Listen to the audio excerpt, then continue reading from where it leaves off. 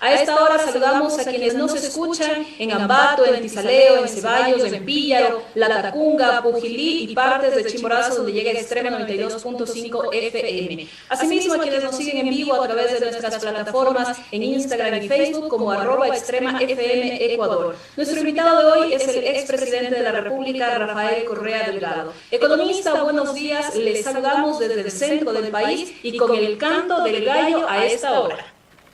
Buenos días, Fanny, Aypucha, Cuicuna, Machicuno, Quicuna, Penicuna.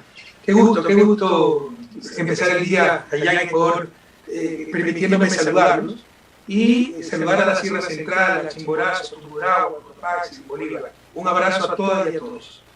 Expresidente Correa, comienzo con el tema económico que realmente nos preocupa a todos. 6.500 millones de dólares para Ecuador tras un acuerdo con el Fondo Monetario Internacional. Los primeros 2.000 millones ya fueron desembolsados. Según el presidente Lenín Moreno, esto sirvió para ponerse al día con sueldos del sector público, pagar liquidaciones y parte también será destinado al sector de salud y educación. Usted como economista, ¿cómo evalúa este acuerdo? Sobre todo con las medidas que el país debe adoptar, que son exigencias por parte del FMI, como el incremento del IVA del 12 al 15%.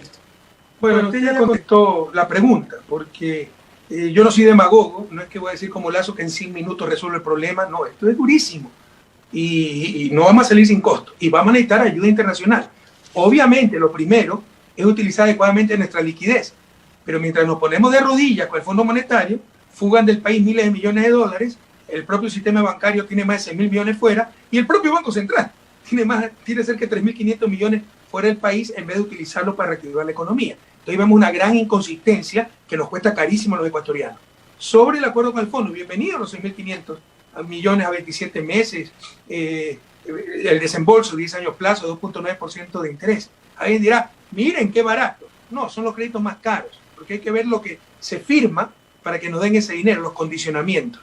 Y los condicionamientos son, como usted lo ha dicho, que suba 3 puntos el IVA de 12 al 15%, pero no lo hace este gobierno, miren lo irresponsable. Está a 5 meses de terminar, pocos meses, al menos las elecciones. No, lo deja para el 2020, para el próximo gobierno. Claro. Y en el 2021 se compromete a reducir 3.000 millones de gasto público. Eso es lo que se llama política de austeridad. Por un lado saca más plata del público, aumentando el IVA, pero no devuelve esa plata en obra pública. No devuelve esa plata en sueldos de maestros, no, la reduce. Entonces esa plata va a ir afuera. Lo que están financiando es la más fuga de capitales. Y ahí está el problema. Este gobierno, si fuera por crédito, no le ha faltado crédito. Yo en 10 años, revisen por favor, queridos jóvenes, la deuda pública externa pasó unos 10.000 millones a 25.000 millones de dólares, a 25% del PIB más o menos. Revisen, porque otro de los grandes engaños es que dejamos al país sobreendeudado, es una gran mentira. Ya el Fondo Monetario ha exigido que se presenten las cuentas y pueden verificar. Nos endeudamos en 15.000 millones, incrementamos 15.000 millones de deuda, pero invertimos 100.000 millones.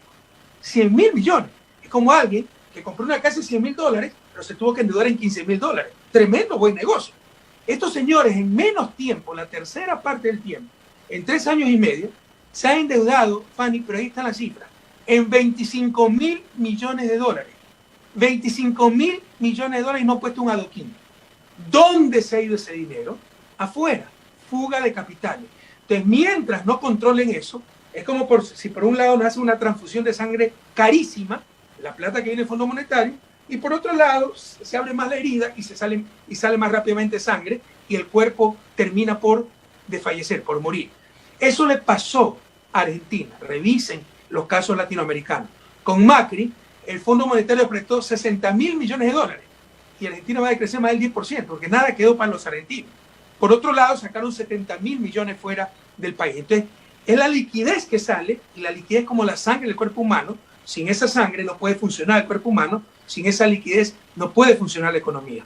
Entonces, son créditos muy caros, pero si no controlan la salida de capitales, vamos a estar peor, porque nos va a faltar liquidez y vamos a estar endeudados. Y usted dirá, sí, pero le están pagando a los maestros, a los médicos, sí, por una sola vez. Pero si la plata se queda, eso va a seguir circulando en la economía y se mantiene la actividad. Pero si la plata sale, es una vez que le pagamos y nunca más. Es decir, prácticamente es solamente un paliativo, pero no algo que beneficie a largo plazo, porque la deuda sigue incrementando. Para que sea permanente, la plata debe quedar en el país. y estos señores están permitiendo la fuga de capitales, sobre todo de los banqueros. Lo primero que tenemos que hacer para reactivar la economía, para cuidar la dolarización, es hacer que los dólares se queden en el país, peor si son dólares de deuda externa. Expresidente, ¿qué opina usted? Por dentro de esta serie de medidas del Fondo Monetario Internacional que exige a Ecuador está que se declare la autonomía del Banco Central como medida, según consta en el acuerdo, como medida de proteger la dolarización. Eso es lo que se llama economía política. ¿Qué es lo que está detrás de todas las decisiones económicas? Es como en el caso de una novela de detectives. Para saber quién es el culpable hay que ver a quién benefició el crimen, ¿verdad? Para saber por qué hacen estas cosas, a quién beneficia esto. ¿Qué es lo que buscan? Que el próximo gobierno esté atado de brazos. Esas son las políticas que teníamos antes de mi gobierno. Mire lo bien que nos fue en 10 años, con un Banco Central que coordinaba sus políticas monetarias, financieras, lo poco que nos queda, porque no tenemos moneda nacional, con el gobierno nacional. Y quieren volver a ese modelo del 99. Una de las causas fundamentales de la crisis del 99 fue el flamante Banco Central Autónomo. Se le dio la autonomía con la Constitución del 98, ¿no? Y no coordinó nada con el gobierno y fue un desastre total. Pero desastre para las grandes mayorías. Ellos siempre salen ganando porque son autónomos del gobierno, del pueblo ecuatoriano, de los controles democráticos, pero son bien dependientes de Washington, del Fondo Monetario, del Banco Mundial. Miren, algunas veces hay ejemplos sencillos que son más ilustrativos. Cuando yo llegué al Ministerio de Finanzas en 2005, todo un piso del Banco Central gratis se lo daban al Fondo Monetario. Cuando yo como ministro de Economía de su propia patria les pedí una oficina que necesitábamos, me ofrecieron cobrar un arriendo, me ofrecieron, pero a cambio del pago de un arriendo. Al Fondo Monetario le daban un piso completo gratis. Al ministro de Finanzas de su patria le arrendaban una oficina. Es decir, la autonomía de los bancos centrales no es tal. Son obsecuentes, dependientes de Washington y autónomos de su pueblo. Y ha sido un desastre. Peor en dolarización. Dolarización, estrictamente hablando, en dolarización no se necesita Banco Central. Puede ser muy útil para hacer circular lo que decía hace un momento, más rápido la liquidez, para poder dar crédito, captar depósitos del propio sector público, prestar de nuevo. Todo eso quieren evitar para dejarle todo el negocio a la banca privada, así colapse la economía. No tiene ningún sentido la autonomía del Banco Central, además sería inconstitucional. Pero ya la Constitución la han roto 10.000 veces, ¿qué le va a importar, no? Y lo que dicen, porque uno de los argumentos es la política monetaria, política financiera es técnica. Primero es un absurdo, porque es política, son juicios de valor, son elecciones en función de los grupos que representan, si los banqueros o las grandes mayorías. Luego viene lo técnico, pero con ese mismo argumento tendríamos que hacer al Ministerio de Finanzas autónomo, porque la política fiscal también es técnica. Al Ministerio de Educación autónomo, porque la política educativa también es técnica. Al Ministerio de Salud autónomo, porque la política de salud es técnica. Al Ministerio de Comercio Exterior autónomo, porque la política de comercio exterior es técnica. Son absurdos. Primero viene lo político, la elección. Políticas en función de quién? De la gran mayoría de los banqueros. Y luego viene la parte técnica. Entonces eso es lo que quieren. Como saben que van a perder, al próximo gobierno ya dejarlo amarrado de brazos, que independientemente de la voluntad del próximo gobierno se siga haciendo lo mismo que se ha hecho en esta tragedia con un Banco Central autónomo. En ese mismo sentido, como usted lo indica, esta serie de medidas quedan para el siguiente gobierno, porque parte del acuerdo es que estas reformas o nuevas leyes, y por lo menos los borradores de estas reformas en el tema de tributación y demás, estén listos para finales del 2021. O sea, esto totalmente endosado, gane quien gane. Fanny, usted lo ha dicho. Por eso se necesita un gobierno con pantalones, con dignidad, para parársele firme al Fondo Monetario, modestia aparte, como lo hicimos nosotros en 2007. Cuando yo llegué, estos señores se creían los virreyes pues, del país. Como le decía, tenían todo un piso gratis en el Banco Central del Ecuador. Bueno, con nosotros nos atrevimos a decir, esta boca es mía. Y si venían de turista eran bienvenidos, si venían como virreyes por el mismo avión los regresaban. Entonces, por eso se necesita un gobierno bien parado, que defienda al país, que renegocie ese acuerdo, porque ese acuerdo como está es nefasto para el pueblo ecuatoriano. Es quitar plata, aumentar 3 puntos del IVA y ni siquiera regresar la plata en obra pública, sino al mismo tiempo disminuir 3.000 millones de dólares, 3 puntos del PIB, el gasto público. Lo que se llaman política de austeridad, la fórmula del desastre. Vean el caso de Grecia, que con esa política de austeridad 10 años ha estado en crisis y no va a salir de la crisis por hacerle caso al Fondo Monetario Internacional. Pero la mayor irresponsabilidad la irresponsabilidad de este gobierno, la demagogia, la falta de honestidad, le deja el problema al próximo. Ellos firman, reciben 4.000 millones de dólares, pero el alza del IVA y la reducción del gasto público se le dan al próximo gobierno. Eso no es democrático, eso no es honesto. Vamos a renegociar ese acuerdo con el fondo si ganamos las elecciones con el apoyo del pueblo ecuatoriano y tendrán que responder estos sinvergüenzas por esta irresponsabilidad. ¿Y qué pasaría en caso de que el Fondo Monetario no aceptara una renegociación? ¿Cuáles serían los puntos más sensibles que el binomio Arauz-Rabascal trabajaría con el Fondo Monetario? Fanny, mire, usted sabe que yo soy un gran crítico del Fondo Monetario. Y le puedo dar múltiples pruebas, está el informe Messner, como el Fondo Monetario es el instrumento de política exterior de Estados Unidos para chantajear a los pueblos. Estados Unidos es el que manda ahí. Entonces, como Moreno es vasallo, el Fondo Monetario ayuda a Moreno. Sabemos que es un inútil corrupto, pero es vasallo, ayude. Correa es digno, entonces traten de boicotearlo por todos los medios, ¿no? Sabemos lo que es el Fondo Monetario. Pero independientemente de eso, como país debemos ser serios. Se deben respetar los acuerdos. De las 20 cartas de intención que se han firmado con el Fondo Monetario, ninguna se ha cumplido a cabalidad, ninguna, porque siempre firman tonterías. Esta carta, lastimosamente, este acuerdo tampoco va a ser la excepción. Por la irresponsabilidad de Moreno de firmar tonterías y dejárselo al próximo gobierno. Con nuestro gobierno, si es que llegamos a un acuerdo digno, justo, bueno para el pueblo ecuatoriano, se lo firmará y se cumplirá ese acuerdo. Que los acuerdos hay que cumplir, pero siempre y cuando sean acuerdos razonables, legítimos. Pero no me puede decir que es un acuerdo legítimo, algo hecho a espaldas del pueblo ecuatoriano y que se lo dejan al próximo gobierno, porque ya son las elecciones en febrero. Eso es ser tramposo, deshonesto, es ser irresponsable. ¿Con qué nos quedaríamos en el próximo gobierno? Como le decía, no salimos de esta sin ayuda internacional, que no tiene que ser solamente el Fondo Monetario, también del Fondo Monetario. Los derechos especiales de giro, nosotros hemos liderado iniciativas con Andrés, cuando estaba en México, Andrés Arauz, a nivel internacional, para que emita derechos especiales de giro, es una moneda electrónica del Fondo Monetario prácticamente sin costo, ¿no? Que sirven como reserva a los países, y los países con moneda nacional, si reciben 1.000 millones en derechos especiales de giro, respaldados en esa reserva, pueden emitir moneda nacional. Nosotros no podemos emitir moneda nacional, pero podemos intercambiar esos derechos especiales de giro con otros países con dólares, ¿no? Por dólares. Entonces siempre va a ayudar a las reservas y a la liquidez. Entonces hay que aprovechar esas cosas del Fondo Monetario, pero sin claudicar en que tenemos que privatizar las empresas públicas, disminuir el tamaño del Estado, que significa, algunos dicen disminuir el tamaño del Estado y se imaginan el burócrata pipón en un escritorio. Disminuir el tamaño del Estado significa menos médicos, menos maestros, menos policías, menos obra pública, menos plata para los municipios, menos plata para universidades. Querámonos un poco más, sepamos hacer me viene el francés, hacer la liaison, el nexo entre causa y efecto, ¿no? Entonces no vamos a aceptar privatizaciones, no vamos a aceptar reducción de tamaño del Estado, flexibilización, en lo que sea necesario, por supuesto, flexibilización laboral para que se explote a los trabajadores. No vamos a aceptar incremento de impuestos y más aún reducción del gasto público para que esa plata se vaya fuera del país. Esas cosas son inaceptables. Y paralelamente, ¿cómo irán reactivando la economía? Mire, ahí hay todo un plan, modestia aparte somos expertos. El punto, mire, el próximo gobierno no va a recibir un país, va a recibir ruinas. Y aquí no hay que estar jugando ya con la vida de nuestra familia. Hemos sufrido demasiado, ¿no? Entonces, aquí no se trata de ser derecha, izquierda, ricos, pobres, correístas, anticorreístas. ¿Cuánto le ha costado el odio a los anticorreístas? Usted está en Tungurahua. Tungurahua hay grupos que nos odian de verdad. La otra vez en una radio le pusieron una trampa, un tipo muy elemental, calumniando, insultando, tonterías, ¿no?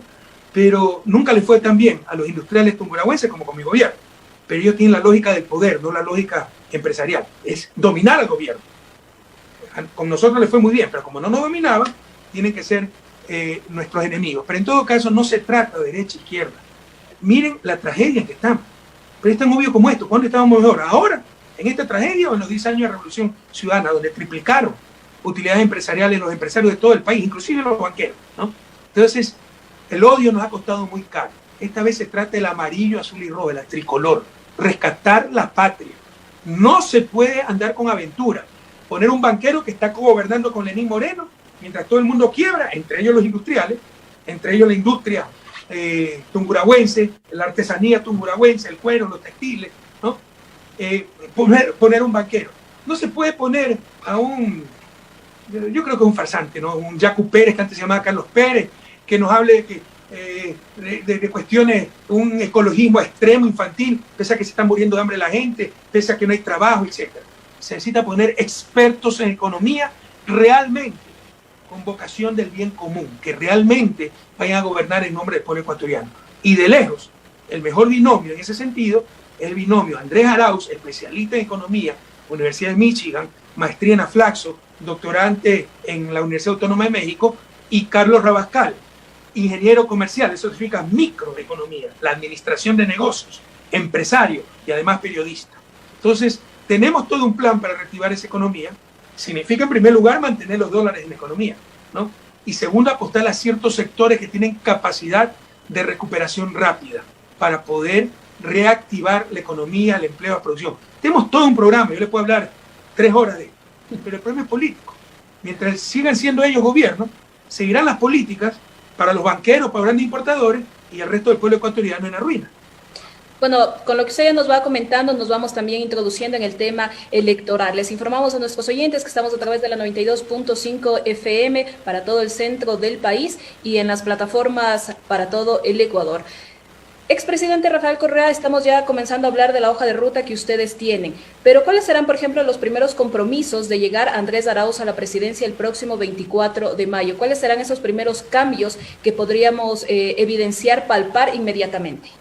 Pues recuerda que el presidente no soy yo, solo tendrá que responder a Andrés, no quiero hablar en su nombre, pero hay un plan de gobierno que lo hemos construido en conjunto y se está construyendo, se alimenta día a día, pero sabemos lo que tenemos que hacer.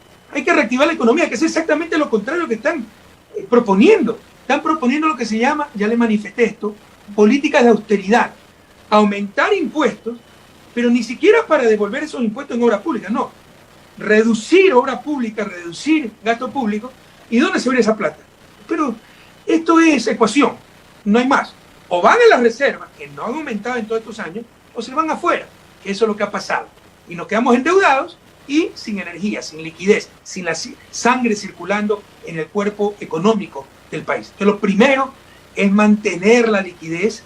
Vamos a tener que acudir a fuentes externas, no solo multilaterales, Fondo Monetario, CAF, BID, Banco Mundial, sino también bilaterales como China, el principal financista del planeta. Hay que atraer inversionistas a sectores que sean atractivos para esos inversionistas. Pero ¿qué inversionista va a venir a un país? Y ahorita en una crisis terrible, la peor de la historia, pero donde el mismo presidente se pasó 3 años hablando de que la economía estaba en crisis, lo cual era mentira, que el país estaba sobreendeudado y que todo era corrupción. ¿Quién va a venir a invertir a un país así? Lo poco que hay de inversión lo dejamos en nuestro gobierno listo, por ejemplo el sector minero. Entonces hay que traer esos recursos y dejarlos en economía y tener las prioridades adecuadas. Hay cosas que aceptamos como leyes físicas, leyes económicas, y que son solo cuestiones de poder, Fanny querida, tunguragüenses, compañeros de la Sierra Central del Ecuador. Por ejemplo, pagar hasta anticipadamente deuda, como hizo Martínez, y no pagarle a los maestros. ¿Qué técnica es esa? Eso es solo elección política y en función del más poderoso o de mis intereses. Como mis amigos tienen deuda externa, les pago anticipadamente. Como yo ni conozco un maestro que se mueran de hambre 3 meses sin salario. Pero nada justifica eso. Dar prioridad al pago del capital antes que al pago del trabajo. El pago del trabajo de los maestros. Nada lo justifica, por el contrario. Éticamente, prioridad tiene el trabajo humano antes que el rendimiento del capital.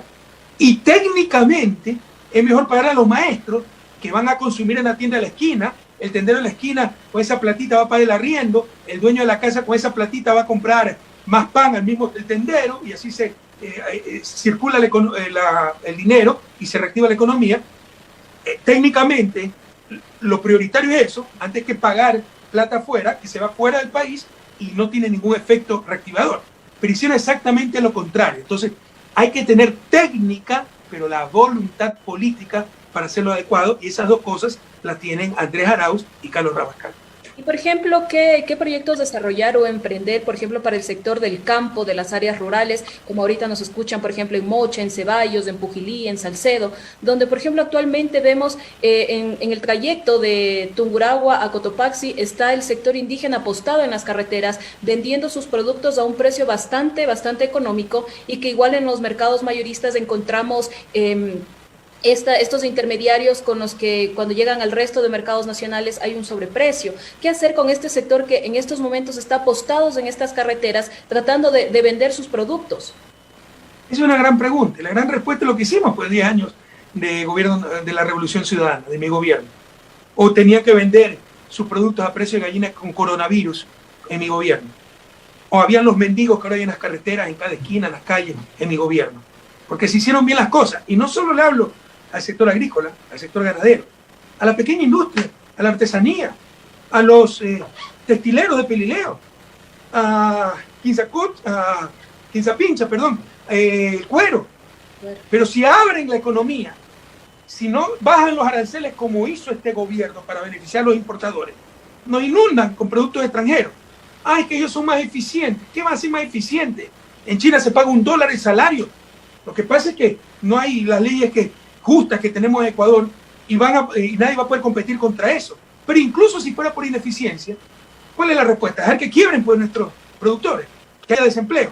El principal deber de la economía, de la política económica de un gobierno, no es ser aplaudido por el Fondo Monetario, no es pagar anticipadamente deuda que ellas mismas la tienen, están privilegiando sus negocios, es proteger la producción y el empleo nacionales. Y sobre todo, la producción y el empleo agrícolas, ¿no? Pero si usted deja meterse cebolla de Perú, porque es más barata, y le quiero la producción nacional, esa gente no va a tener empleo, no va a tener ingresos y después no va a poder comprar ninguna clase de cebolla. Pero entonces, ¿cómo se mantienen los precios? ¿Cómo se mantiene la necesidad de esos productos a nivel de país? Ahí están las políticas públicas. Por ejemplo, el desayuno escolar, privilegiando, que en estos momentos no hay clases presenciales, privilegiando los productos nacionales. Pero le pongo otro ejemplo tan concreto como este. Somos de los países que peor han enfrentado la pandemia, tal vez el peor del mundo. No hicieron nada. Ordenaron en Guayaquil quedarse en sus casas. 60% de la población de Guayaquil trabaja autónomamente. Se va a ganar el pan día a día.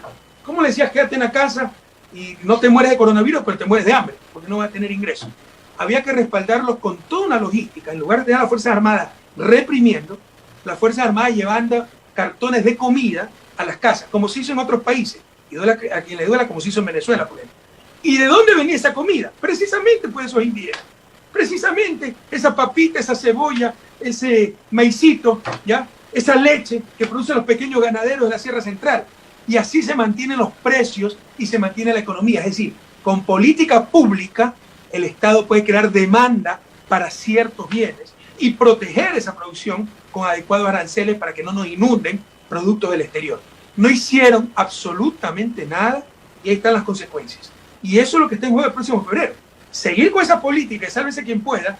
No compitan contra los chinos, compitan contra los gringos que subsidian la leche, compitan contra la cebolla de Perú, que tiene mucho menos salario básico, contra la papa colombiana, que pagan mucho menos, ¿no? Que no tienen dólar, siempre un país con dólares más caros, y sálvese quien pueda, o una política donde lo fundamental, un gobierno cuya política fundamental es proteger la producción y el empleo nacionales de todo nivel, producción agrícola, ganadera, pequeña, grande, pero producción artesanal, producción industrial, pequeña, mediana y grande. Primero, la producción y el empleo nacionales. Lo mismo sucede, expresidente Correa, con el tema de educación. Nosotros hemos visitado algunos pueblos alrededor de los cantones de lo que es la Sierra Centro, y hay muchos estudiantes, muchos niños jóvenes que han desertado de la educación porque no tienen acceso a internet y tampoco tienen el poder llevar estos portafolios, estos trabajos a las escuelas por el tema del transporte y por el tema de la pandemia. Yo sé que esto nos ha obligado a no tener las clases presenciales, pero sí se está decayendo en educación. Por supuesto, Fanny, es una tragedia. Esta gente es criminal, es negligencia criminal. Desgarra el alma, el daño a nuestros jóvenes va a durar generaciones. Cuidado, esto es muy grave. Es como la emigración, la generación que se crió sin sus padres, ¿no? Todavía estamos sufriendo las consecuencias de eso. Lo que le está pasando a nuestros jóvenes se sentirá durante décadas. Jóvenes que no tuvieron clases presenciales, bueno, la pandemia, pero que no han tenido educación, porque no hizo nada este gobierno. Si usted ya sabía que había la pandemia, que era difícil que regresen a clase, teníamos la experiencia de otros países donde llegó la cúspide de la pandemia antes. Bueno, prepárese, profundice internet, haga internet gratuito. No, lo mismo. Las empresas de internet están rompiendo récords de utilidades, no aumentaron 1 metro de fibra óptica. Aumenta Infocentro, por el contrario, quisieron eliminarlo, disminuyeron el presupuesto. Aumenta escuelas en Milenio que tienen laboratorio de computación con internet banda ancha 24 horas gratis. Entonces, si hay 40 computadoras, puede estar 10 chicos a una distancia conveniente. Los 10 chicos que en su casa no tienen computadora, no tienen internet.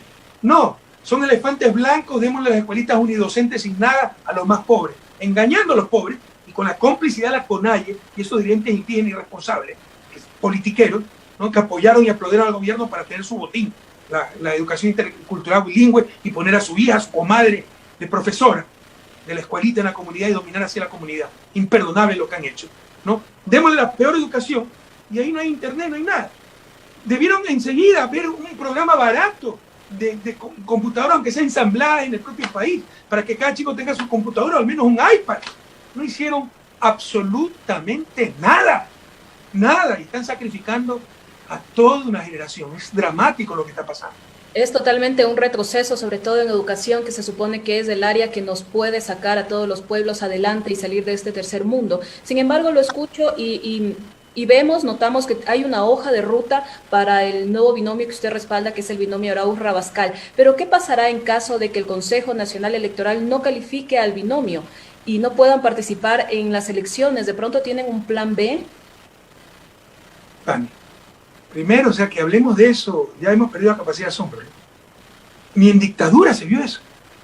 Son leguleyadas para impedir que el binomio con mayores probabilidades de triunfo, de victoria, no participe. Y tener la papeleta solo a Lazo.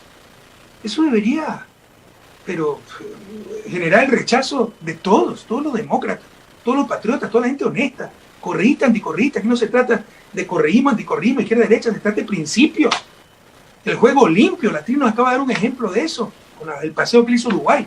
Pero estos quieren ganar el partido por no presentación. ¿Ya? Expulsaron antes del partido al principal jugador. Bueno, tuvimos sustitutos y le estamos ganando. No, entonces expúlsalo ellos también. No lo logran. Árbitro, termina el partido, no lo logran. Bueno, nos llevamos el balón. Ya basta. O sea, no perdamos la capacidad de asombro. Esto no se ha visto ni en la dictadura. Que parezca poco menos que un milagro que el binomio con mayores probabilidades de ganar sea inscrito. Es que le faltó la coma, la tilde. No es verdad, pero suponiendo que sea verdad. La cédula dice. El trabajo de la Comisión Nacional Electoral es precisamente lo contrario. Buscar la participación, no cualquier pretexto para eliminar. Dicho esto, una precisión. El Consejo Nacional Electoral ya inscribió el binomio. Ganamos 3-2. Apelaron al Tribunal Contencioso Electoral, lo cual es un horror. Es como si usted, su vecino, la acusa de estafa. Le gana a usted el juicio y el que apela no es el vecino, el perjudicado. No, es el otro vecino, el de al frente, porque le cae mal. Eso es lo que se llama falta de legitimidad activa. No tiene pie ni cabeza. Falta de seguridad jurídica. Y eso es lo que ha aceptado el Tribunal Contencioso Electoral. Debemos estar muy atentos, pero no perdamos la capacidad de asombro. Lo que sucede es escandaloso. Demuestra que estamos enfrentando una verdadera dictadura. No se trata de correísmo o anticorreísmo. El odio de los anticorreístas, qué caro les ha salido. Se trata de principios, valores, democracia, amor de patria. Pero ¿qué va a pasar si no califican? De pronto el objetivo siguiente es obtener mayoría en la asamblea. ¿O hay alguna demanda que vayan a hacer en caso de que no se califique el binomio? No califican, ya no hay más alternativa de acuerdo al marco constitucional ecuatoriano legal, pero deslegitimarían totalmente las próximas elecciones. Salga quien salga electo, ¿qué legitimidad va a tener si eliminaron al principal binomio? O sea, por hacernos daño a nosotros, condenarán al país a la desgracia en los próximos 10, 20 años. Como ya lo hicieron. Por destruir a Correa, destruyeron al país. Lo quieren seguir destruyendo. Si usted se imagina lo que es las elecciones de febrero sin el principal binomio, el binomio de Revolución Ciudadana. Supóngase que gane Lazo por no presentación de los demás. ¿Qué legitimidad va a tener Lazo? No va a durar 6 meses en el gobierno. Se lo he firmado. Recuerden lo que ya nos ha pasado. Recuerden lo que pasó cuando destituyeron a Abdalá Bucaram, que era la peor escoria, pero ganó las elecciones. A los 6 meses lo votaron por loco, con 44 votos en asamblea. Y de ahí vinieron 10 años de inestabilidad hasta que llegamos nosotros. Hizo trampa Moreno, ya lleva el 4º vicepresidente. Va a hacer trampa de nuevo, van a sepultar al país. A reaccionar Tungurahua, a reaccionar pueblo ecuatoriano. ¿Qué opinión tiene usted de los 17 binomios inscritos a la presidencia?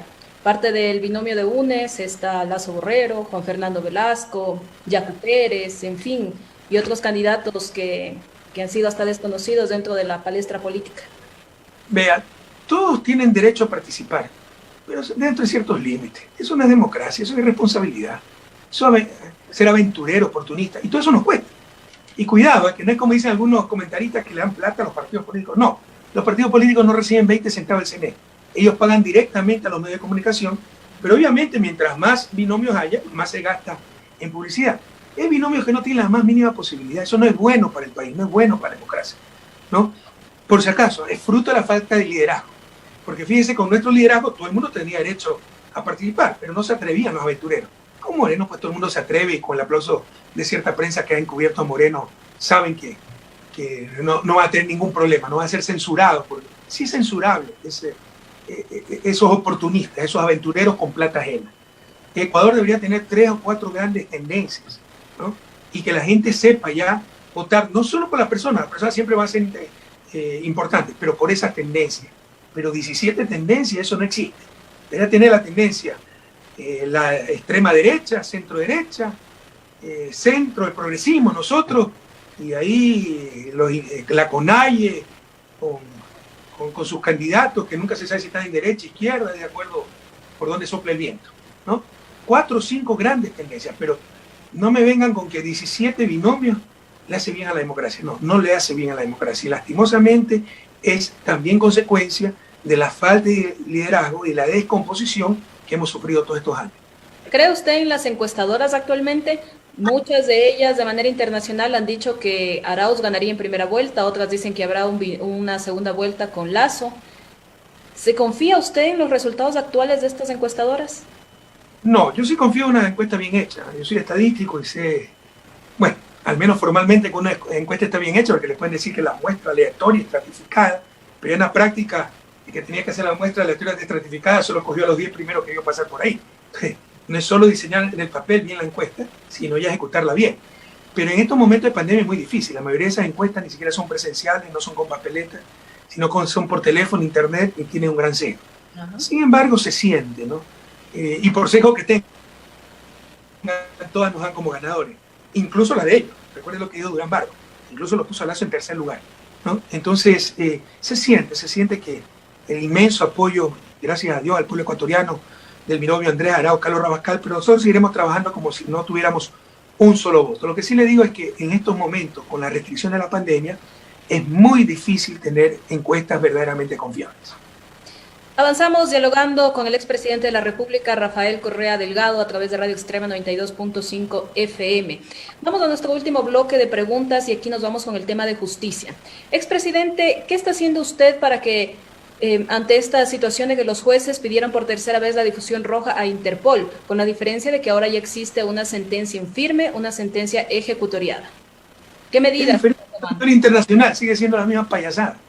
¿Usted cree que alguien le va a hacer caso cuando se condena a un expresidente por influjo psíquico? Esa es la mejor prueba que los corruptos han sido ellos. Pero reflexionen, la gente que está contra nosotros, anticorreístas, pero no dejen que el odio les carcome el alma, la mente.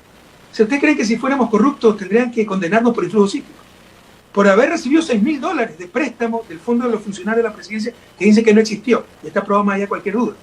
Pero además, que esos bordos se bancarizan. Resulta que esos $6.000 los deposité en mi cuenta personal del Banco del Pacífico, Banco del Estado. O sea, es ridículo, ¿quién le va a hacer caso? Entonces no es que si ya está la condena o no, es que el caso es la misma ridiculez y tenemos casi la certeza que lo va de nuevo a rechazar Interpol, y los dos anteriores lo ha rechazado, para que vean cómo nos engañan a nivel de país, pero no engañan a nadie a nivel internacional, por ser incompatibles con los derechos humanos. Entonces, si es que no hay información a favor nuestro, porque mis abogados acá no podían creer que se haya hecho la casación en 17 días laborables. Aquí en Bélgica demora más de un año, en Europa. Y en Ecuador hicieron la casación para inhabilitarme, 16 casaciones en 17 días. Entonces eso, por el contrario, demuestra la persecución política. Eso se le va a derrumbar totalmente, no tiene ni pie ni cabeza. Mientras manejen la prensa, tengan el poder político, seguirá manteniendo esa cantinflada. Pero una vez que cambie la situación política, que los jueces honestamente puedan actuar, se le va a derrumbar todo, porque probablemente ahora tenemos jueces honestos, pero se necesitan jueces heroicos frente a la presión de Mario Palaromo, de la Salazar, de los medios de comunicación. Cuando no tengan esa presión, cuando puedan actuar independientemente, harán justicia. Y en ese caso no tiene ni pie ni cabeza. Más temprano que tarde se le va a derrumbar todo. Lastimosamente hace un gran daño a gente inocente que está presa, a sus familias, a mí también. Porque empezar una nueva solicitud de Interpol significa gastar $18.000, $20.000 euros en abogados. Eso es lo que quieren, quebrarnos económicamente. Yo llevo 2 años trabajando solo para abogados y me quitaron la pensión vitalicia retroactivamente. Ni a Abdalá Bucarán ni a Maguá se la han quitado, para que vean la maldad de esta gente. Te hace mucho daño, pero sobre todo le hacen daño a la patria. Por destruirme a mí, que no lo han logrado, han destrozado el país. ¿No buscará una doble nacionalidad como medida de protección en caso de que Interpol llegue a aceptar esta difusión roja? O sea, yo estoy seguro que Bélgica no le va a hacer el menor caso. Interpol hasta ahora no ha hecho el menor caso. Entonces no veo por qué vaya a cambiar eso, porque como le decía, si es que ahí no hay información es a favor nuestro. No es que hay una sentencia definitiva, sí, en 17 días. ¿Quién va a aceptar una ridiculez así? ¿No? Y sobornos por influjo psíquico, y la prueba $6.000 depositados en mi cuenta personal en un banco del Estado, y archivos adulterados que no se aceptaron como prueba, y vea justiciaamarrada.org, donde se demuestra que el juez León, un corrupto completo, coludió con la fiscalía para preparar la sentencia, y vea cómo la jueza Camacho, cuando yo anuncié mi candidatura a la vicepresidencia el 18 de agosto, el 19 de agosto, antes de la casación, puso por escrito que estaba ejecutoriada la sentencia, rompiendo todo principio de derecho para evitar que yo sea candidato. O sea, si tenemos nueva información, es a nuestro favor, ratificando la brutal, vergonzosa, evidente persecución política que hemos sufrido. En todo caso, yo pude pedir la nacionalidad belga hace 25 años. Nunca lo quise hacer. Injusto, ¿eh? Porque mi esposa sí pidió la nacionalidad ecuatoriana. Entonces, no está en mis planes pedir la nacionalidad belga, pero Bélgica no va a hacer el más mínimo caso. Acá se le ríe de las tonterías que hacen. Pero bueno, veremos más adelante qué pasa. Si gana Andrés Arauz, ¿usted aceptaría un indulto o regresaría al país para defenderse? Ya lo dije muy claramente en una entrevista ayer. Yo jamás pediré jamás aceptaré y peor pediré un indulto. Porque el indulto le perdona la responsabilidad. Perdón, le perdona la pena, pero no la responsabilidad. Si nosotros somos inocentes, yo no he hecho nada. Los corruptos son ellos. A defenderse? Ahí tiene la cuenta secreta de Moreno, que se la conoce hace 2 años, y la sinvergüenza Diana Salazar y la abre. Y Moreno dijo que era de su hermano, la cuenta 100-4-10-71-378, Balboa Ban de Panamá, a nombre de INA Investment, INA por Karina, Cristina, Irina, sus 3 hijas. Dijo que eran de su hermano. Bueno, si es su hermano, pídala que le abra a su hermano. No han abierto, porque está el dinero sucio de Moreno, que a través de sus testaferros, Ponto Patiño, otro tipo Macías, creo que es Javier, recibieron, entre otras cosas, de Sinohidro, y con eso se va preso Moreno. No es que solo se va a su casa, se va preso. Pero como es el títere que está sirviendo a los enemigos de Correa, lo mantienen todavía ahí. Los corruptos siempre han sido ellos. Ahora sí vemos la corrupción generalizada. Una cosa es tener casos concretos de corrupción imposible evitar en 10 años de gobierno. Otra cosa es tener corrupción generalizada impulsada del propio gobierno, como el reparto de hospitales. Para que haya corrupción, alguien debe enriquecerse. ¿Dónde está la plata? ¿Dónde está la ruta del dinero? Tienen que acusarnos de influjo psíquico. Entonces, yo no pediré indulto ni aceptaré indulto. Yo soy un luchador y demostraré que los corruptos siempre fueron ellos. Y pronto serán ellos los que tendrán que rogar por indulto, porque tendrán que pagar sus crímenes, sus delitos y la persecución que han hecho contra mí y gente inocente, o muchísima otra gente inocente también. Es decir, que usted regresaría al Ecuador para defenderse. Pero depende, pues si tengo 2 órdenes de prisión no puedo regresar. Regresaré si tengo la garantía. Pero todo eso se le puede derrumbar a nivel nacional, con jueces honestos sin presión, o a nivel internacional, porque todo es ilegal. Fanny, revise la jurisprudencia interamericana. Por ejemplo, los jueces puestos a dedo. Usted sabe que son jueces puestos a dedo. Iván León. Eso es como tener tribunales especiales. Eso no existe a nivel internacional. Peor contra un expresidente. O sea, toda la jurisprudencia interamericana dice no puede haber jueces temporales puestos a dos. Y eso es lo que pusieron. A Iván León lo nombraron directamente y para que sea presidente de nuestro tribunal. Entonces eso se le va a derrumbar, porque es un juez totalmente corrupto. Entonces se presta todo. Los mismos jueces que lo culparon a usted declararon en esta semana inocente a Fernando Alvarado, exsecretario de Comunicación, por el caso Secom Peculado. Qué buena pregunta, porque con eso entonces ya quieren aparecer como honesto. Fíjese, el juez honesto no es el que de repente hace lo correcto, es el que siempre hace lo correcto y a cualquier costo. El periodista honesto no es el que de repente dice la verdad, es el que siempre dice la verdad y a cualquier costo. Entonces, es como en el periodismo, ¿no? De repente dicen la verdad y está la prensa libre, independiente, transparente. No, siguen siendo corruptos. No es porque de repente hacen, porque les dio la gana, hicieron lo correcto por miedo o por conveniencia o para no pasar como corruptos, que es el caso de esos 3 jueces. Porque los 3 son corruptos, aquí hicieron un pi. Iván León es un delincuente. Ve a justiciaamarrada.org. No estamos inventando nada. Con eso en cualquier país civilizado, con Estado de Derecho, Aquí estaría preso el juez León y la fiscal. Ahí se ven los mails que han intercambiado preparando la demanda contra nosotros. Eso se llama colusión, fraude procesal. Y la jueza Camacho, como le decía, además de todas las barbaridades, a mí la primera orden de prisión que me sacó, ¿sabe por qué fue? Porque sabiendo que vivía en Bélgica, me obligó a presentarme cada 15 días en Quito. Es decir, me puso un imposible para poder sacarme orden de prisión. Una señora que nos odia, no sé por qué. Pero lo último que hizo el 19 de agosto, para evitar que sea candidato, decir que ya la sentencia estaba ejecutoriada, cuando todavía no se empezaba a tratar la casación. O sea, ¿qué más corrupto que eso quiere? Ah, pero esta vez sí hicieron lo correcto. El caso Secón nunca había existido. Pero porque hacen lo correcto por oportunismo, por miedo, o para pasar como honestos cuando son corruptos, no los hace honestos, siguen siendo corruptos. Termino con esto, expresidente Correa. ¿Qué opinión le merece el llamado de la Fiscalía a declarar a Jaime Vargas y Leonidas Sisa, líderes del movimiento indígena, por delito de secuestro y terrorismo por las movilizaciones de octubre del 2019? Pero déjeme acabar la anterior idea, ¿no? De los... No haga pausas. Después, ¿ah? No haga pausas, entonces. Bueno, lo que le quiero decir, mire, estos jueces absolutamente corruptos no son ninguna garantía de nada, y no porque de repente hagan bien las cosas, dejan de ser corruptos. Y el caso Secón, no nos olvidemos, ¿se acuerda todo el linchamiento mediático que hubo? ¿Se acuerda cómo sacaban la cara de Fernando Alvarado como uno de los 21 ministros corruptos de Correa, demostrando que somos todos corruptos? ¿Se acuerda todo lo que dijo Andrés Michelena, ese pillo que está en el gobierno? ¿Se acuerda cuando tuvo que ponerse a buen recaudo de Fernando Alvarado, cómo salió a decir ningún correísta puede salir del país y mandaron a Jorge Glass de la cárcel 4 a la cárcel de Atacunga? Ahora, ¿qué dicen? Si ese juicio siempre fue una cantinflada. Era un juicio por un contrato de $12,000. 8 meses, $1,500 por un señor que lastimosamente murió. No podía dar su testimonio. Dijeron que había duplicidad de funciones. Fernando Alvarado ni siquiera firmó ese juicio. En una sola ese contrato, en una sola audiencia, se gastaba más plata que los $12,000 supuestamente mal utilizados. Por esa cantinflada, 2 años, tuvieron a media docena de ciudadanos y familias en vilo, presos 80 días los hermanos Bravo, ¿no? Su reputación destrozada. ¿Y ahora qué dicen? No hay derecho a eso, Fanny. Reaccionemos, no hay derecho. Las injusticias claman al cielo. Y con esto le respondo un poco a su otra pregunta. No tiene ninguna credibilidad la Fiscalía. Yo creo que hubo excesos en octubre. Yo creo que la violencia no puede ser aceptada. La destrucción de bienes públicos y privados. Yo en mi gobierno fui muy estricto en eso. Siempre en estricto apego a la ley. Pero con este fiscal que está encubriendo a Moreno y persiguiendo a todos los correístas y todos los que se opongan a Moreno, ¿qué garantías hay? Con jueces que sacan sentencias tan absurdas como condenar a un expresidente por influjo psíquico, no hay un contrato que hayan demostrado que se haya dado cambio de dinero, ¿no? La sentencia llena de juicios políticos, autócrata, no de argumentos legales. Con esa clase de jueces, con esa clase de fiscal, ¿qué garantías hay?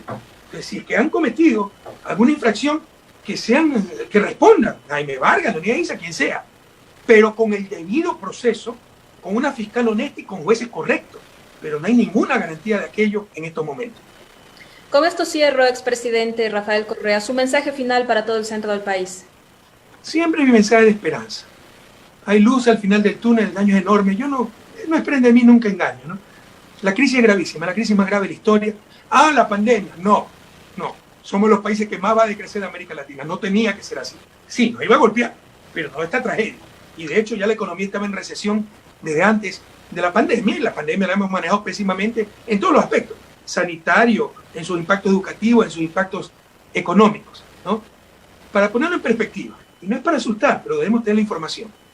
Los que tienen 30, 35 años se acuerdan de la crisis del 99, de las mismas políticas, de los mismos. Lazo, ministro de Economía de Maguad, hoy ya se olvidaron. Nos quebraron a todos. 2 millones de migrantes.